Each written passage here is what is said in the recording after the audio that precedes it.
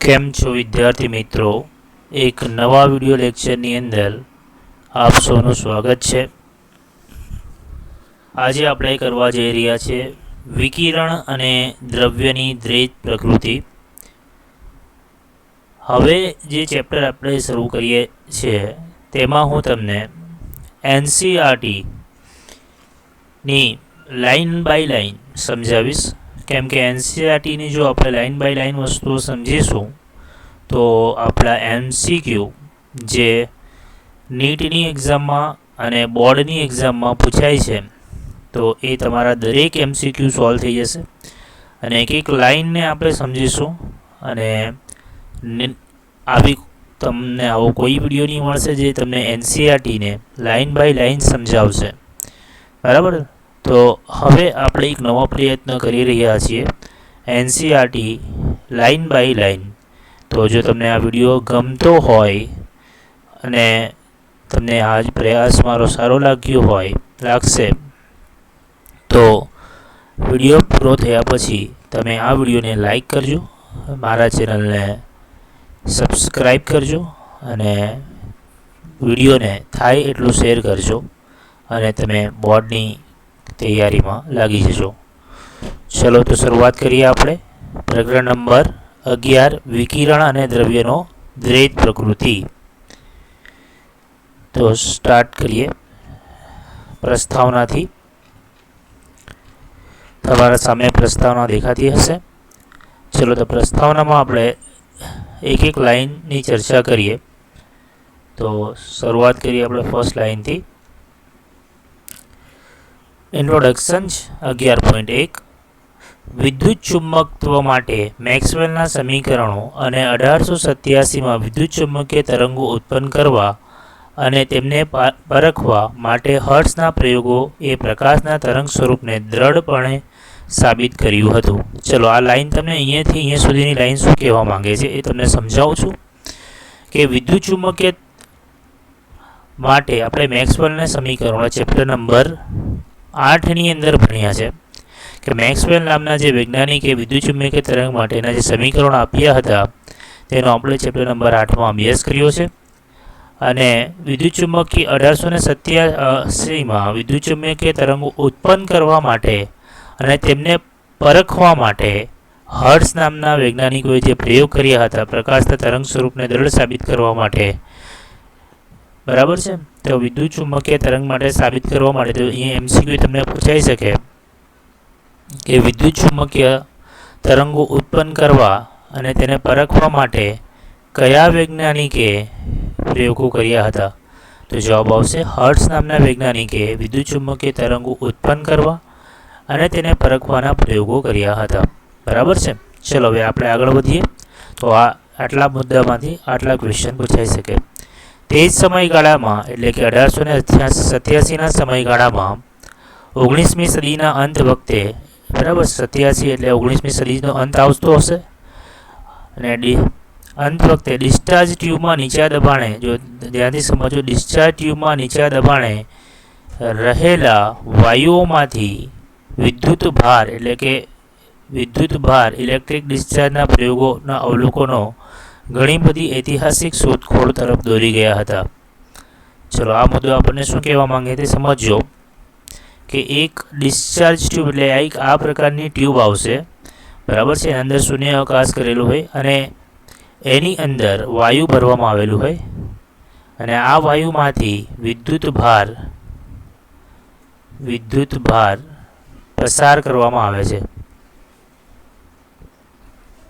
વિદ્યુત ભાર પસાર કરવામાં આવે છે અને તેના કારણે વિવિધ પ્રકારની શોધો થઈ। આ ડિસ્ચાર્જ ટ્યુબના વાયુની અંદર અલગ અલગ વાયુઓ ભરીને વિદ્યુત પ્રવાહ પસાર કરતા ઘણા બધા અવલોકનો થયા અને ઘણી બધી શોધો થઈ, બરાબર છે। એની ચર્ચા કરે છે। હવે આપણને કહે છે 1895માં રોન્જન દ્વારા એક્સરે કિરણ, જો આ તમને પૂછાઈ શકે, રોન્જન નામના વૈજ્ઞાનિકે એક્સરે કિરણની શોધ કરી હતી, બરાબર છે। એક્ઝામમાં પૂછાઈ શકે 1895માં રોન્જન નામના વૈજ્ઞાનિકે એક્સરે કિરણો તથા 1897માં જે થોમ્સન દ્વારા ઇલેક્ટ્રોનની શોધ થઈ હતી. આ બે MCQ અહીંયાથી બની શકે. કયા કયા? 1895માં કોણે? રોન્જન નામના વૈજ્ઞાનિકે કોની શોધ કરી હતી? એક્સરે. અને 1897માં એના 2 જ વર્ષ પછી જે થોમ્સન નામના વૈજ્ઞાનિકે ઇલેક્ટ્રોનની શોધ કરી હતી. આ બે મુદ્દા અહીંયા આ પેરેગ્રાફમાંથી ઇમ્પોર્ટન્ટ છે, યાદ રાખવાના છે. બરાબર છે. એ પરમાણુની રચના સમજવા માટે શોધ કરી હતી. એ પરમાણુની રચના સમજવા માટે અગત્યના માર્ગ સ્તંભ હતા. એટલે આ બે જે રચના હતી, એક્સરે કિરણ અને જે થોમ્સનને ઇલેક્ટ્રોનની જે શોધ કરી, એ પરમાણુની જે રચના છે, જે આપણને ખબર છે કે ઇલેક્ટ્રોન પરમાણુની આસપાસ પરિભ્રમણ કરે છે અને એના કેન્દ્રમાં એક ન્યુક્લિયસ હોય છે. આ રચના સમજવા માટે આ શોધોની ખૂબ જ જરૂર પડી અને આની ખૂબ જ મહત્ત્વ હતું રચના સમજવા માટે પરમાણુની. એમ જાણવા મળ્યું કે પારાના લગભગ 0.000 એટલે કે સ્તંભ જેટલા પૂરતા ઓછા દબાણે પારાના 0.001 સ્તંભ જેટલા પૂરતા ઓછા દબાણે ડિસ્ચાર્જ ટ્યુબમાં રહેલા વાયુ પર 2 ઇલેક્ટ્રોડ વિદ્યુત અગરો વચ્ચે વિદ્યુત ક્ષેત્ર લાગુ પાડતા ડિસ્ચાર્જ વિદ્યુત વિભાર ઉત્પન્ન થાય છે. હવે આ મુદ્દો તમને શું કહે છે? ધ્યાનથી સમજજો. અહીંયા સુધી આપણે ચર્ચા કરી લીધી છે. શોધ થઈ એના પછી આપણે અહીંયા આગળની ચર્ચા કરીએ છીએ.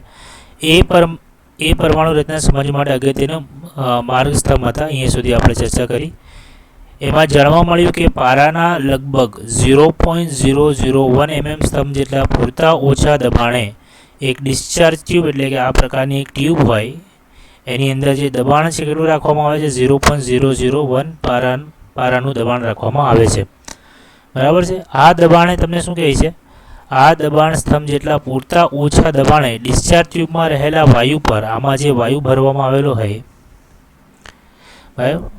વાયુ ડિસ્ચાર્જ ટ્યુબમાં રહેલા વાયુ પર 2 ઇલેક્ટ્રોડ એટલે કે એક ઇલેક્ટ્રોડ અહીંયા કેથોડ હોય અને એક ઇલેક્ટ્રોડ અહીંયા એનોડ હોય. બરાબર છે. 2 ઇલેક્ટ્રોડ વચ્ચે વિદ્યુત ક્ષેત્ર લાગુ પાડવામાં આવે. આ ઇલેક્ટ્રોડ વચ્ચે આપણે શું લાગુ પાડીએ છીએ? વિદ્યુત ક્ષેત્ર જો આપણે લાગુ પાડીએ આવી રીતે, તો વિદ્યુત ક્ષેત્ર લાગુ પાડતા ડિસ્ચાર્જ એટલે કે વિદ્યુત ભાર ઉત્પન્ન થાય છે. આ જે પ્લેટ છે એમાંથી આપણને શું ઉત્પન્ન થવા મળે છે? વિદ્યુત ભાર ઉત્પન્ન થતો જોવા મળે છે. અથવા તે આ વાયુમાંથી આપણને શું જોવા મળે છે? વિદ્યુત ભાર ઉત્પન્ન થતો જોવા મળે છે. કેથોડની સામે બાજુ જો હવે તમને શું કહે છે? કેથોડની સામેની બાજુના કાચ ઉપર એટલે કે પ્રસ્ફુરક ફિલામેન્ટ ગ્લો દેખાય છે.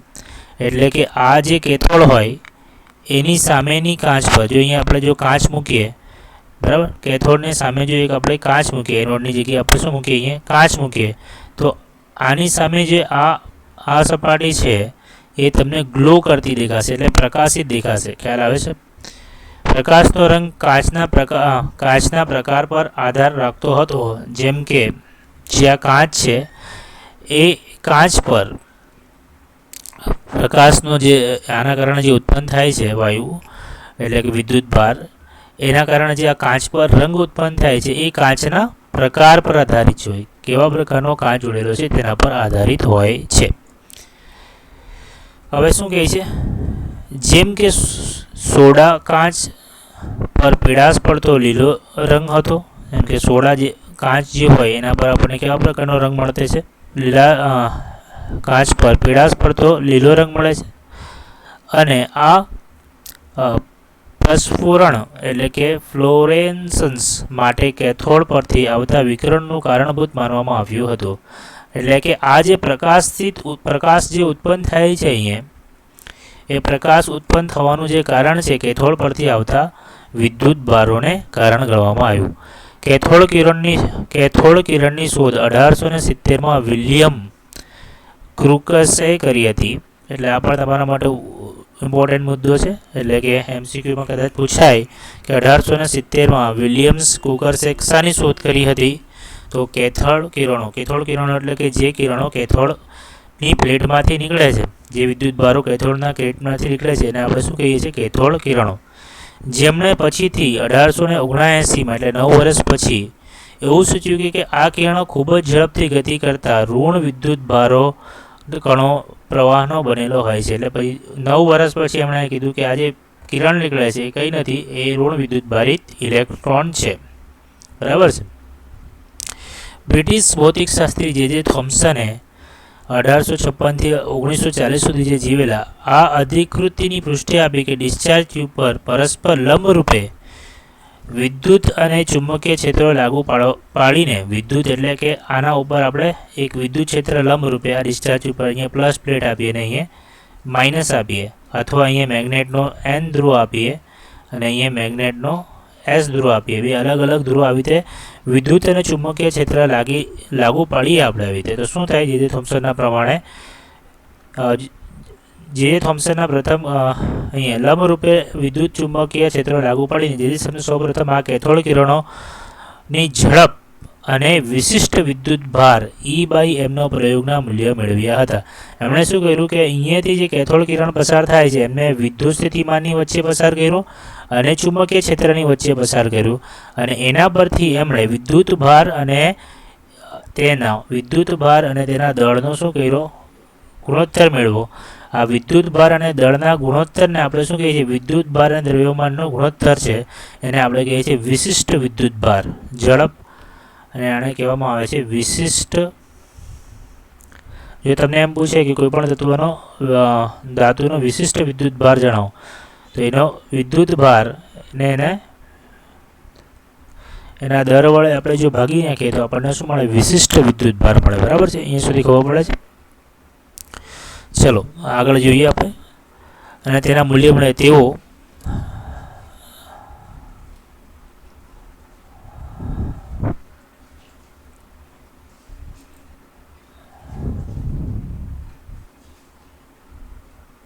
ચલો હવે આપણે આ ઇન્ટ્રોડક્શનની અંદર આગળ જોઈએ તો તેઓ પ્રકાશની ઝડપ 3 × 10⁸ મીટર પર લગભગ 0.1 થી 0.2 ગણી ઝડપથી ગતિ કરતા માલુમ પડ્યા હતા.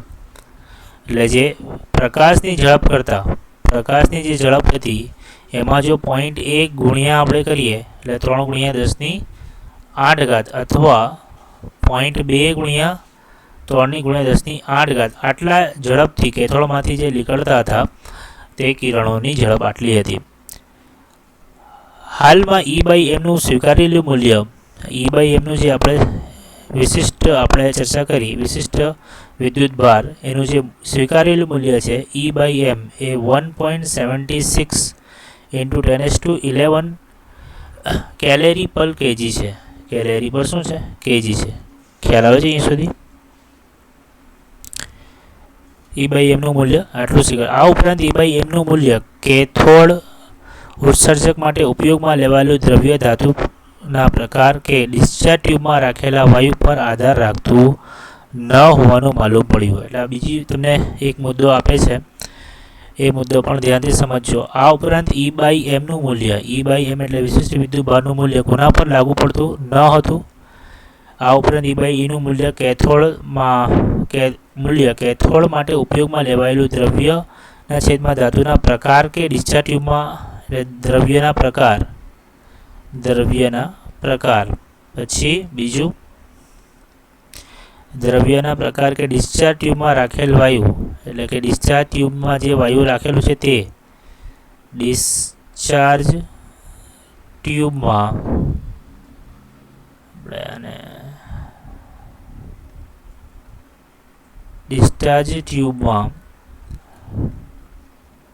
રાખેલ વાયુ પર પણ એનો આધાર રાખતો નથી.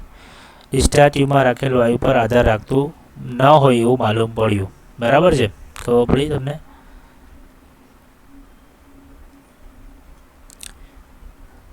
ચલો હવે આગળ વધીએ કે જે આપણે આ પ્રકારની જે ડિસ્ચાર્જ ટ્યુબ બનાવી ને એમાં જે વાયુ રાખેલું તેના પર પણ આધાર નથી રાખતું, અને આ જે કેથોડની પ્લેટ કયા ધાતુની બનેલી છે એના પર પણ E/mનું મૂલ્ય આધાર રાખતું નથી. એ જ મુદ્દો આપણને કહે છે.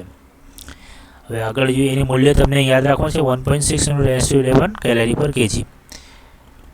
હવે આ અવલોકન કેથોડ રે કણનું સાર્વત્રિકપણાનું યુનિવર્સલ છે, એટલે કે આ આપણને શું બતાવે છે, કેથોડ રે એ કોઈ ધાતુ માટે નથી પણ એ બધા માટે છે, બરાબર, અલગ અલગ ધાતુઓમાંથી નીકળી શકે છે. આ સમયગાળામાં,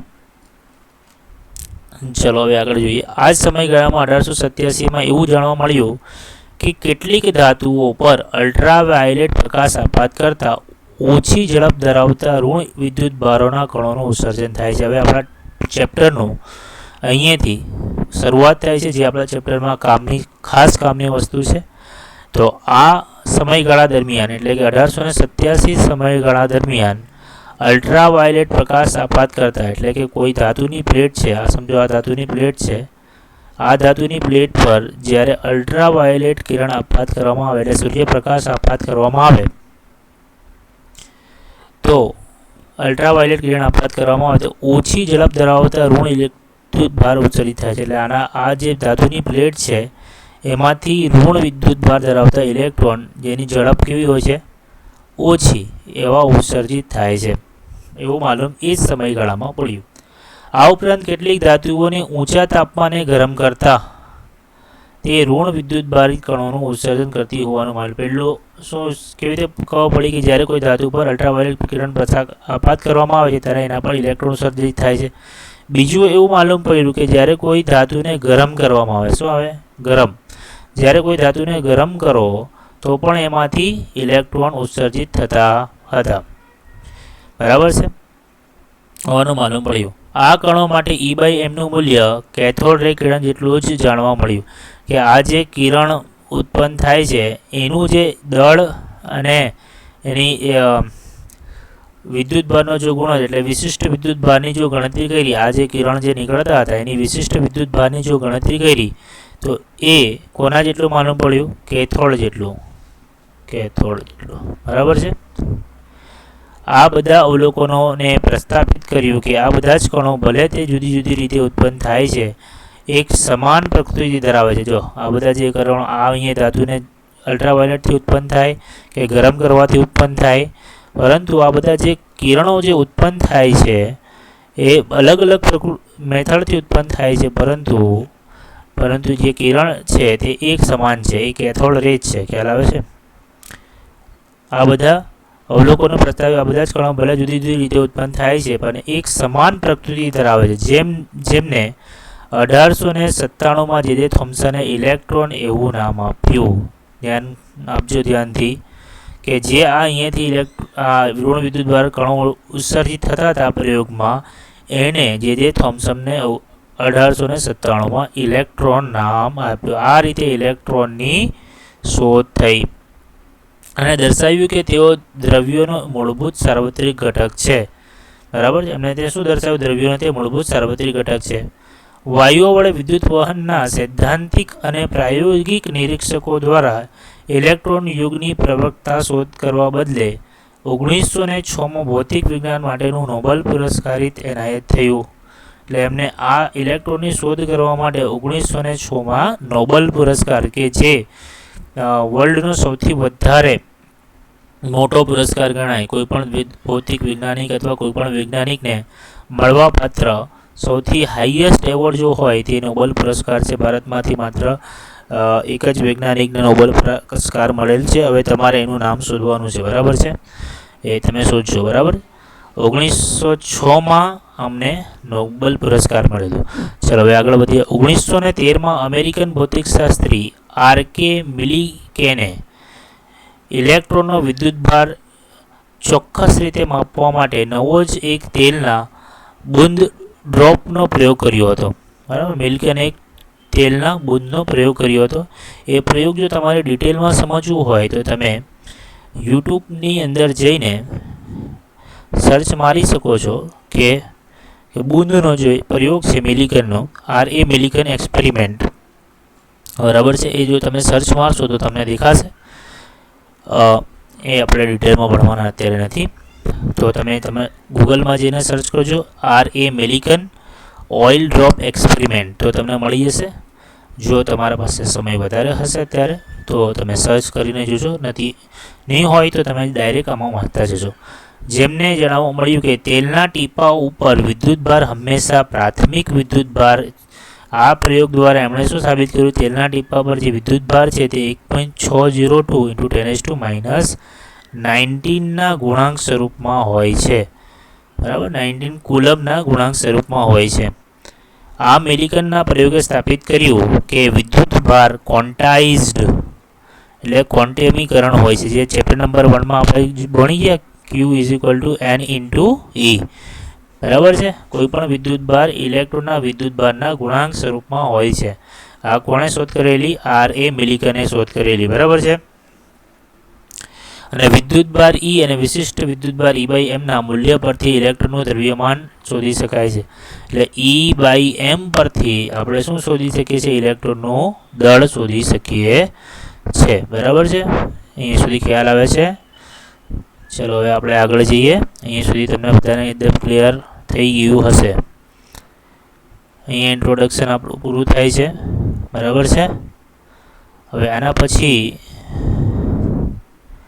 ઇન્ટ્રોડક્શન પછી નેક્સ્ટ વિડીયો લેક્ચરની અંદર આપણે ઇલેક્ટ્રોનનું ઉત્સર્જન જોઈશું અને ફોટો ઇલેક્ટ્રિક અસરની શરૂઆત કરીશું. બરાબર છે. તો મળીએ નેક્સ્ટ વિડીયો લેક્ચરમાં. ધન્યવાદ. 3 થી 4 દિવસમાં આખું ચેપ્ટર આપણે પૂરું કરીશું. ધન્યવાદ. હવે લાઇન બાય લાઇન આપણે NCERT ભણીશું અને NCERTની એક લાઇનને સમજીશું. બરાબર છે. અને સવાલ જવાબ એના પરથી કઈ રીતે પૂછાય છે એ પણ તમને બતાવી દઉં. ચલો જોઈ લઈએ આપણે. તમે જોઈ શકો છો કે જે આપણે પ્રસ્તાવના કરી એના પર કેવા પ્રકારે સવાલ પૂછાઈ શકે છે કે ડિસ્ચાર્જ નળીમાં કરવામાં આવેલા પ્રયોગો જણાવો અને કેથોડ કિરણો, ઇલેક્ટ્રોન વિદ્યુતભાર અને વિશિષ્ટ વિદ્યુતભાર કેવી રીતે શોધાયા તે જણાવો. 3 માર્કનો પ્રશ્ન છે અને મુદ્દાસર તમારે કેવી રીતે જવાબ લખવાનો છે એ બધા મુદ્દાઓ અહીં તમને આપવામાં આવેલા છે, જે આપણે ચર્ચા કરી હતી ઇન્ટ્રોડક્શનની અંદર. તો તમારે આ રીતે જવાબ લખી દેવાના છે. બરાબર છે. તો હવે આપણે મળીએ નેક્સ્ટ વિડીયો લેક્ચરમાં. ધન્યવાદ. સ્ક્રીનશોટ લઈ લેજો આનો અને વ્યવસ્થિત જવાબ લખીને તૈયારી કરજો તમારી. હવે આપણે આ ચેપ્ટરની અંદર ખૂબ જ મહત્ત્વનો જે ટૉપિક છે જે નેક્સ્ટ વિડીયો લેક્ચરમાં કરીશું, ફોટો ઇલેક્ટ્રિક અસર. ધન્યવાદ.